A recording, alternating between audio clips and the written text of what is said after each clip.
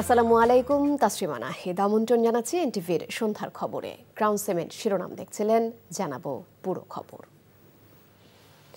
প্রাথমিক শিক্ষার কাঠামো পরিবর্তনে কাজ করবে বিএনপি, এমন অঙ্গীকারের কথা জানিয়ে বিএনপির ভারপ্রাপ্ত চেয়ারম্যান তারেক রহমান বলেছেন, রাষ্ট্র পরিচালনার দায়িত্ব পেলে শিক্ষা খাতে সর্বোচ্চ বরাদ্দ দেবে তার সরকার। শনিবার কিশোরগঞ্জের পাকুন্দিয়া সরকারি উচ্চ বিদ্যালয় মাঠে রাষ্ট্র কাঠামো মেরামতের ৩১ দফা নিয়ে মেধা বৃত্তি প্রদান অনুষ্ঠানে তারেক রহমান এসব কথা বলেন। জানাচ্ছেন ইফতেখার রেজা। বিএনপি সরকার গঠন করলে কেমন হবে আগামীর বাংলাদেশ, সেই রূপরেখা নিয়ে প্রণীত ৩১ দফার উপর আয়োজিত কুইজে অংশ নেয় কিশোরগঞ্জের বিভিন্ন শিক্ষা প্রতিষ্ঠানের প্রায় ১০,০০০ শিক্ষার্থী, যার আয়োজন করে খন্দকার শামসুল আলম ফাউন্ডেশন। মেধাবৃত্তি প্রদানের এই অনুষ্ঠানে লন্ডন থেকে ভার্চুয়ালি যুক্ত হন বিএনপির ভারপ্রাপ্ত চেয়ারম্যান তারেক রহমান। শিক্ষার্থীরা সুযোগ পায় সরাসরি প্রশ্ন করার। আঙ্কেল, প্রাথমিক বিদ্যালয়ে শিক্ষার মান উন্নত করতে রাষ্ট্র কি আগামীতে কোনো ব্যবস্থা নেবে? এ সময় শিক্ষার্থীদের প্রশ্নের জবাবে তারেক রহমান বলেন, রাষ্ট্রের উন্নয়নে উপযুক্ত শিক্ষা ব্যবস্থা বাস্তবায়নে ও নিরাপদ ক্যাম্পাস গড়তে অঙ্গীকারবদ্ধ বিএনপি। একটি রাষ্ট্রের উন্নয়ন, সুরক্ষা এবং নিরাপত্তার জন্য প্রয়োজন উপযুক্ত শিক্ষা ব্যবস্থা। সেই লক্ষ্যকে সামনে রেখে তোমাদের জন্য একটা নিরাপদ রাষ্ট্র, নিরাপদ ক্যাম্পাস গড়তেই কিন্তু বাংলাদেশ জাতীয়তাবাদী দল বিএনপি ইতিমধ্যেই কিন্তু আমরা জনগণের সামনে ৩১ দফা ঘোষণা করেছি। এর অংশ হিসাবেই কিন্তু দেশের প্রচলিত শিক্ষা কারিকুলামকে সময়ের সাথে তাল মিলিয়ে শিক্ষাবিদদের সমন্বয় একটা বিশেষজ্ঞ টিম আমরা তৈরি করেছি, যারা ইতিমধ্যে অনেক কাজ এগিয়ে নিয়ে গেছে। বিএনপির ভারপ্রাপ্ত চেয়ারম্যান বলেন, প্রতিযোগিতামূলক বিশ্বে টিকে থাকতে জ্ঞান ও কারিগরি শিক্ষায় দক্ষ করে গড়ে তুলতে হবে নতুন প্রজন্মকে। আমাদেরকে যদি দেশটাকে সুন্দরভাবে গড়ে তুলতে হয়, তাহলে আমাদেরকে সবচেয়ে বেশি জোর দিতে হবে প্রাথমিক শিক্ষার উপরে, প্রাথমিক স্কুলগুলোর উপরে, প্রাথমিক স্কুলের শিক্ষক শিক্ষিকাদের উপরে এবং প্রাথমিক শিক্ষার্থীদের উপরে। মূল ভিত্তিটা আমাদেরকে তৈরি করতে হবে এখানে, এবং সেই জন্যই আমরা পরিকল্পনা গ্রহণ করেছি যে আমরা চেষ্টা করব ইনশাল্লাহ শিক্ষার জন্য সবচেয়ে বেশি বরাদ্দ থাকতো। তোমাদেরকে যথা উপযুক্ত শিক্ষায় কিন্তু শিক্ষিত হতে হবে, ব্যবহারিক এবং কারিগরি শিক্ষায় দক্ষ হতে হবে। আমরা সেভাবেই চেষ্টা করছি আমাদের দলের পক্ষ থেকে আগামী দিনের পুরো শিক্ষা ব্যবস্থাটাকে সেভাবে গড়ে তুলতে, সাজিয়ে তুলতে। দেশে ফিরে রাষ্ট্রের সকল অংশীজনের সাথে সরাসরি কথা বলে আগামীর বাংলাদেশকে এগিয়ে নিয়ে যাওয়ার প্রত্যাশা ব্যক্ত করেন বিএনপির ভারপ্রাপ্ত চেয়ারম্যান। আগামীর বাংলাদেশ গড়তে নতুন প্রজন্মের ভূমিকা অপরিসীম, তাই এখন থেকেই বিএনপি চায় তাবেদার মুক্ত ও বাংলাদেশপন্থী নতুন প্রজন্ম গড়ে তুলতে। তারই অংশ হিসেবে এই মেধাবৃত্তি প্রদান অনুষ্ঠান। আগামীতে সারা দেশে পর্যায়ক্রমে হবে এমন আরও অনেক মেধাবৃত্তি কার্যক্রম। Iftekhar Reza, NTV news, Pakundia, Kishoreganj. স্বৈরাচার শেখ হাসিনার আমলে ফ্যাসিবাদ প্রতিষ্ঠায় কোনো গণমাধ্যমের বিতর্কিত ভূমিকা সবার জানা। ভবিষ্যতে যাতে দেশে ফ্যাসিবাদ মাথাচাড়া দিয়ে উঠতে না পারে, সেজন্য সাংবাদিকদের দায়িত্বশীল ভূমিকা পালন করতে হবে। দৈনিক নয়া দিগন্তের প্রতিষ্ঠাবার্ষিক অনুষ্ঠানে বক্তারা এসব কথা বলেন। এ সময় বিএনপি মহাসচিব মির্জা ফখরুল ইসলাম আলমগীর বলেন, জামায়াতের সাবেক আমির মতিউর রহমান নিজামী, এম কামরুজ্জামান, মীর কাশেম আলী, বিএনপি নেতা সালাউদ্দিন কাদের চৌধুরী সহ অনেককে মিথ্যা মামলায় মৃত্যুদণ্ড দেওয়া হয়েছে। নূর হোসেনের রিপোর্ট। নয়া দিগন্ত পত্রিকার ২১তম প্রতিষ্ঠা বার্ষিকী উপলক্ষে সব রাজনৈতিক দলের মিলন মেলায় পরিণত হয় শিল্পকলা একাডেমি। রাজনৈতিক দলগুলোর শীর্ষ নেতাদের নিয়ে কেক কেটে প্রতিষ্ঠা বার্ষিকী উদযাপন করে কর্তৃপক্ষ। পরে আলোচনা সভায় বক্তারা ফ্যাসিবাদী আমলে গণমাধ্যমের ওপর দমন পীড়নের কথা তুলে ধরেন। উঠে আসে ফ্যাসিবাদ প্রতিষ্ঠায় গণমাধ্যমের নির্লজ্জ ভূমিকার কথা। ১৫ বছরের প্রতিদিনকার লিপি লিখে রাখা উচিত। তারা কি করেছিল, যে বাকশাল ১৯৭৫-এ কায়েম করতে চেয়েছিল, সেটা শেখ হাসিনার বাবা পারেননি, কিন্তু শেখ হাসিনা পেরেছিলেন। গত ১৫.৫ বছরে, এক বছর আগে থেকে তার আগের ১৫.৫ বছরে সাংবাদিকতাকে তোষামদির একটা শিল্পে পরিণত করা হয়েছিল। গণমাধ্যম এখনও জাতির প্রত্যাশা পূরণ করতে পারছে না বলে অভিযোগ করেন জামায়াতের সেক্রেটারি জেনারেল মিয়া গোলাম পরোয়ার। গণমাধ্যমের মধ্যে যে নীতিহীনতা চলছে, মিথ্যা তথ্য, মিথ্যা খবর, যা লোকেরা বলে না তাই ছাপা, বলা বক্তব্য বিকৃত করা, খণ্ডিত করা, এমনভাবে পরিবেশন করা জাতি পাঠক বিব্রত হয়। ফ্যাসিবাদের ফিরে আসার সব পথ বন্ধ করতে রাজনৈতিক দলগুলোকে ঐক্যবদ্ধ থাকার আহ্বান জানান বিএনপি স্থায়ী কমিটির সদস্য সালাউদ্দিন আহমেদ। আমাদের সন্তানদের রক্তের অঙ্গীকার, আমাদের এদেশের ছাত্রগণ অভ্যুত্থান শহীদের রক্তের প্রত্যাশা আমাদেরকে পূরণ করতেই হবে। যদি আমাদের অনৈক্যের কারণে, আমাদের বিভেদের কারণে কোনো সময় কোনো ফাঁকে যদি ফ্যাসিবাদের প্রত্যাবর্তনের কোনো আশঙ্কা থাকে, এই জাতি আমাদেরকে ক্ষমা করবে না। আলোচনায় ছোটখাটো মত পার্থক্য ভুলে দেশের স্বার্থে সুষ্ঠু নির্বাচন আয়োজনে সবাইকে এগিয়ে আসার আহ্বান জানান বিএনপি মহাসচিব। আমাদের ছোটখাটো সমস্যা এগুলোকে ভুলে গণতান্ত্রিক ব্যবস্থা থেকে আমরা ফিরিয়ে আনার জন্য সবাই এই নির্বাচনে অংশ নেই। প্রায় 1700 নেতা কর্মী, ইলিয়াস আলী সহ তাদেরকে গুম করে দেওয়া হয়েছে। নিজামী সাহেব, কামরুজ্জামান সাহেব, কাশেমি সাহেব, সালাউদ্দিন সাহেব সহ তাদেরকে মৃত্যুদণ্ড দেওয়া হয়েছে মিথ্যা মামলায়। দেশ ও জাতির স্বার্থে ভবিষ্যতে সব গণমাধ্যমকে সত্যিকারের সাংবাদিকতা করার আহ্বান জানান বক্তারা। জাতি মূল্যায়ন করবে আমরা কি করতে পেরেছি, কি করতে পারে নাই। নূর হোসেন, এনটিভি নিউজ, ঢাকা। জামায়াতে ইসলামী ক্ষমতায় গেলে প্রবাসীদের জাতীয় সংসদে প্রতিনিধিত্ব নিশ্চিত করা হবে বলে জানিয়েছেন দলটির আমির ডাক্তার শফিকুর রহমান। তিনি বলেন, দেশের মোট জনসংখ্যার যত শতাংশ প্রবাসে আছেন ঠিক তত শতাংশ প্রতিনিধি সংসদে রাখা হবে।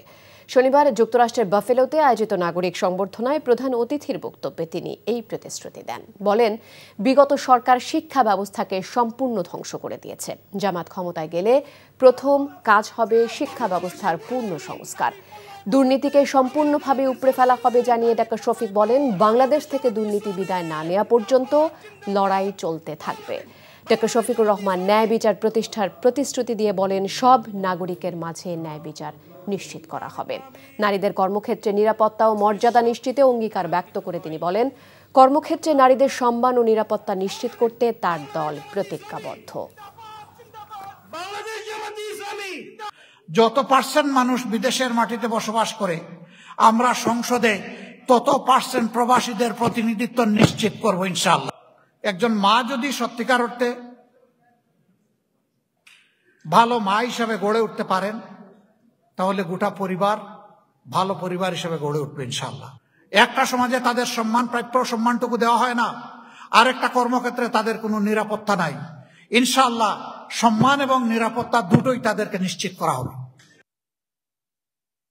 শিগগিরই ডক্টর মোহাম্মদ ইউনূসের মাধ্যমে জুলাই সনদ বাস্তবায়নের আদেশ জারি করতে হবে জাতীয় ঐকমত্য কমিশনে, এমন প্রস্তাব করেছে জাতীয় নাগরিক কমিটি এনসিপি। শনিবার জাতীয় সংসদের এলডি হলে ঐকমত্য কমিশনের সাথে প্রায় 3 ঘন্টার বৈঠক শেষে সাংবাদিকদের এ কথা জানান দলের সদস্য সচিব আক্তার হোসেন। আক্তার হোসেন বলেন, জুলাই সনদের আদেশ জারির পর গণভোটের আয়োজন করতে হবে। আরও বলেন, জুলাই সনদের আইনি ভিত্তি কিভাবে এবং কখন হবে তা নির্ধারণ না করে জুলাই সনদ স্বাক্ষরের অনুষ্ঠান করা নিছক কাগুজে আনুষ্ঠানিকতা। ঐকমত্য কমিশন জুলাই সনদ আদেশের খসড়া তৈরি করছে উল্লেখ করে আক্তার বলেন, এই আদেশ যেন একপাক্ষিক না হয়। জুলাই সনদের আইনি ভিত্তি ও যথাযথ বাস্তবায়ন না হলে 24-এর অভ্যুত্থানে শহীদদের আত্মত্যাগ বৃথা যাবে বলেও জানান আক্তার হোসেন। আরও বলেন, প্রস্তাব মানা হলে নির্ধারিত সময়ের মধ্যেই জুলাই সনদে স্বাক্ষর করবে এনসিপি। যে আদেশ জারি করা হবে সেই ড্রাফট যেন কমিশন প্রস্তুত করে এবং এটা যেন আমাদের সঙ্গে শেয়ার করে, যাতে করে এটা জুলাই ঘোষণাপত্রের মতো করে একপাক্ষিক দলীয় কোনো ড্রাফট হিসেবে এটা জারি হওয়ার মতো সম্ভাবনার জায়গাটুকু না থাকে, যাতে করে জুলাই সনদ কোনো প্রতারণার বস্তুতে পরিণত না হয়। হযরত শাহজালাল আন্তর্জাতিক বিমানবন্দরের কার্গো ভিলেজে অগ্নিকাণ্ডে যদি কারো গাফিলতি থাকে তা তদন্তে 4টি দেশের বিশেষজ্ঞদের আমন্ত্রণ জানানো হয়েছে। তাদের পরামর্শ অনুযায়ী ব্যবস্থা নেওয়া হবে বলে জানিয়েছেন স্বরাষ্ট্র উপদেষ্টা জাহাঙ্গীর আলম চৌধুরী। সকালে শাহজালাল আন্তর্জাতিক বিমানবন্দরে সাম্প্রতিক অগ্নিকাণ্ডে ক্ষতিগ্রস্ত কার্গো ভিলেজ ও ই-গেট পরিদর্শন শেষে তিনি এই কথা জানান। স্বরাষ্ট্র উপদেষ্টা বলেন, ফায়ার সার্ভিসের প্রচেষ্টায় কোনো ঘাটতি ছিল না। সর্বোচ্চ চেষ্টা করে তারা দ্রুত সময়ের মধ্যে আগুন নিয়ন্ত্রণে নিয়ে আসে। রেমিটেন্স যোদ্ধাদের কষ্ট দূর করতে পাসপোর্ট ফি কিভাবে কমানো বা দূর করা যায় সেটি নিয়ে সরকার কাজ করছে বলেও জানান জাহাঙ্গীর আলম চৌধুরী। দ্রুততম সময়ের মধ্যে বিমানবন্দরে ই-গেট চালু করার কথাও জানান স্বরাষ্ট্র উপদেষ্টা। তাদের 4টা ইউনিট আছে, তাদের 4টা ইউনিট আছে, তাদের 4টা ইউনিট এখানে কাজ করছে, কিন্তু সাথে সাথে যে মানে আমরা হয়তো এক্সপেক্ট করছিলাম যে আরও তাড়াতাড়ি এটা কন্ট্রোল, বাট হয়তো কন্ট্রোল আসতে একটু সময় লাগছে। অগ্নিকাণ্ডের ভিতরে যদি কোনো অব্যবস্থাপনা থাকে, এই জন্য আমরা 4টা দেশের ইনভাইট করছি তাদের আসার জন্য। ইংল্যান্ডকে ইনভাইট করা হয়েছে, আপনার অস্ট্রেলিয়ারে ইনভাইট করা হয়েছে, চায়নারে ইনভাইট করা হয়েছে, টার্কিরে ইনভাইট করা হয়েছে। তাদের স্পেশালিস্ট আমরা আনতে চাচ্ছি, তারা একটা ইনভেস্টিগেশন করে মানে কারণটা কি এবং কে দায়ী এটা তারা বের করতে পারে। শেরেবাংলা একে ফজলুল হক ফাউন্ডেশনের উদ্যোগে এসএসসি পরীক্ষায় জিপিএ 5 প্রাপ্ত শিক্ষার্থীদের সংবর্ধনা অনুষ্ঠানের আয়োজন করা হয়। বিকেলে রাজধানীর ইঞ্জিনিয়ারিং ইনস্টিটিউটে আয়োজিত হয় সংবর্ধনা অনুষ্ঠানটি। আয়োজনে প্রধান অতিথি হিসেবে উপস্থিত ছিলেন বিএনপির সিনিয়র যুগ্ম মহাসচিব রুহুল কবির রিজভী আহমেদ। এ সময় শেখ হাসিনার রক্তচক্ষু উপেক্ষা করে ছাত্র জনতা জুলাই গণ অভ্যুত্থানে নিজেদের জীবন বিলিয়ে দিয়েছে উল্লেখ করে তিনি দেশপ্রেমে তরুণ প্রজন্মকে উদ্বুদ্ধ হবার পরামর্শ দেন। শিক্ষার পাশাপাশি শিক্ষার্থীদের নৈতিকতা অর্জন করতে আহ্বান জানান তিনি।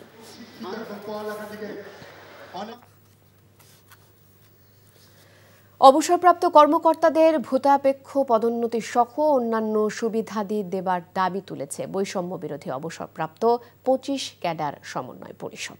একই সাথে আন্তঃক্যাডার বৈষম্য দূর করতে জনপ্রশাসন সংস্কার কমিশনের গুরুত্বপূর্ণ সুপারিশ বাস্তবায়নে অধ্যাদেশ জারির আহ্বান জানানো হয়েছে। দুপুরে ঢাকা রিপোর্টার্স ইউনিটিতে সংবাদ সম্মেলনে ঢাকায় 7 কলেজকে বিশ্ববিদ্যালয় না করার আহ্বান জানান তারা। এ সময় স্বৈরাচার শেখ হাসিনার সরকারের সময় বৈষম্যের শিকার কর্মকর্তাদের বঞ্চনার কথা তুলে ধরে অন্তর্বর্তী সরকারের উদ্যোগের সমালোচনা করেন তিনি। বলেন, অবসরপ্রাপ্ত 25 ক্যাডারের কর্মকর্তাদের ভূতাপেক্ষ পদোন্নতির আদেশে বৈষম্য করা হয়েছে, তাই এই ক্যাডারদের পদোন্নতি সহ সকল সুবিধা দেবার দাবি জানায় সংগঠনটি। নাটোরের বড়াই গ্রামের আহমদপুর বাজারের একটি গোডাউনে মজুদ প্রায় 13.5 টন গুলির খোসা নিয়ে স্থানীয়দের মাঝে চাঞ্চল্য তৈরি হয়েছে।